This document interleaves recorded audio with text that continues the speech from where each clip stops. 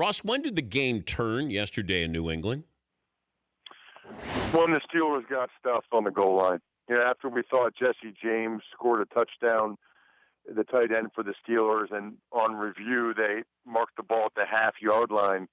Steelers, rather than doing a quarterback sneak with Big Ben, handed off to D'Angelo Williams. He lost a good yard and a half.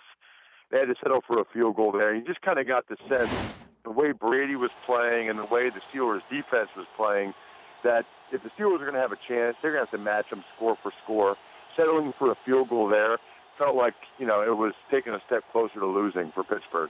Was Pittsburgh in their own heads in the red zone? If you look at what they did or didn't do against Kansas City, and then with New England, you can't win games against New England if you're kicking field goals.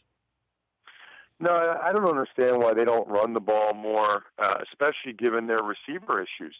I mean, how many times are they going to throw the ball to Sammy Coates? 3rd and 1, you're throwing a bomb to a guy that catches the ball, I don't know, 25% of the time. I mean, they really, really missed Martavis Bryant, and knowing that they don't have him, then you got to run the ball more than they did. I don't know why they did that, but then again, Dan, I don't know why they did a lot of things they did. I mean, they had a 3-man rush most of the game.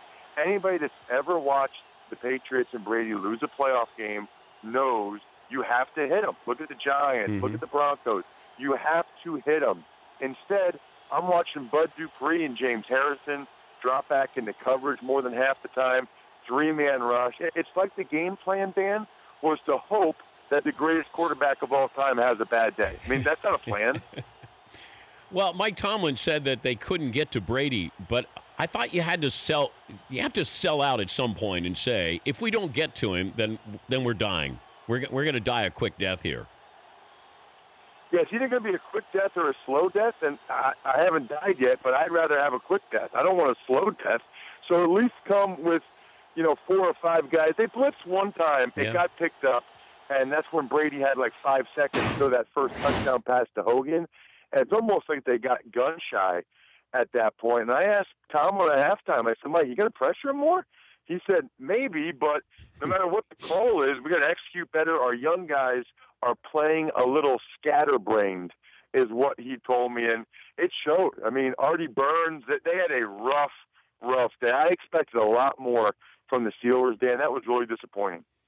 You got a chance to speak to Brady post-game? I did, yeah. It was cool. We were teammates 10 years ago, and now I'm interviewing him as he's going to his record 7th Super Bowl, which is just ridiculous.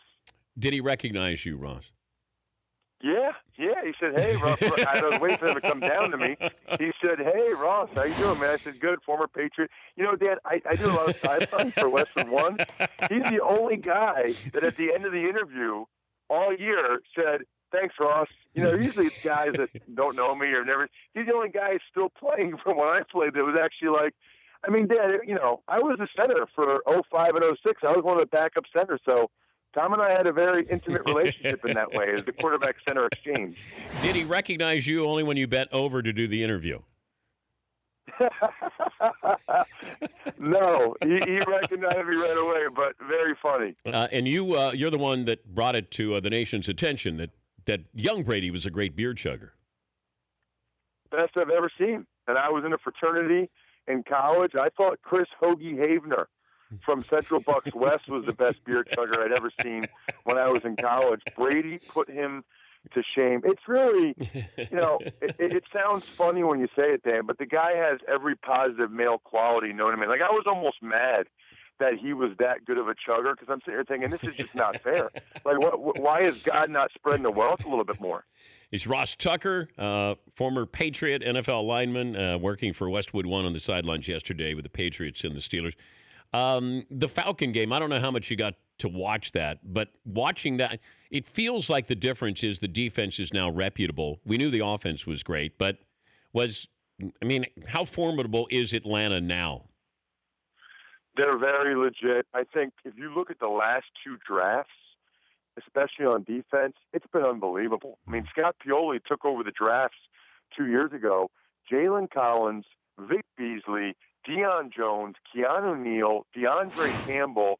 It's been unbelievable, which is why, by the way, Dan, if I'm the Niners, I am doing everything in my power to bring Kyle Shanahan and Scott Pioli both those guys to my team, that would be a home run. And then offensively, I think people are finally realizing what we're seeing here, which is this is greatest show on turf stuff. I mean, top 5 yards per play ever. Matt Ryan, number 1 yards per attempt ever. And now that they've actually won, they're going to the Super Bowl. I think over the next 2 weeks, they'll probably finally get the credit they deserve for being one of the all-time great offenses. But is offense or defense going to win the Super Bowl? I think it's going to be a high-scoring game. I mean, as good as they've played, I don't really envision them holding Brady and the Patriots to less than 24. So I think probably 27-24 is the score of the game one way or the other, and probably the higher scoring it gets, the better for the Falcons. The strength of the Patriots defense is that secondary. Yeah. McCourty, Malcolm Butler, Logan Ryan's had a great year. I don't know that the Falcons are going to be able to put up 35, 38, especially with, Belichick and Patricia having that much time to break it down. I think it'll be a great game. I think yesterday was proof, Dan, that the 2 best teams won, and the 2 teams that deserve to be there will be there. The shame of it, though, is the Cowboys and the Chiefs would have given us much better games yesterday, but that's obviously not how it played out. Ross, thanks for joining us. Always a pleasure. Thanks for getting up to talk to us. Absolutely, Dan. No problem. Thanks for having me. All right, that's Ross Tucker, NBC Sports Network. The Dan Patrick Show, weekday mornings on Audience.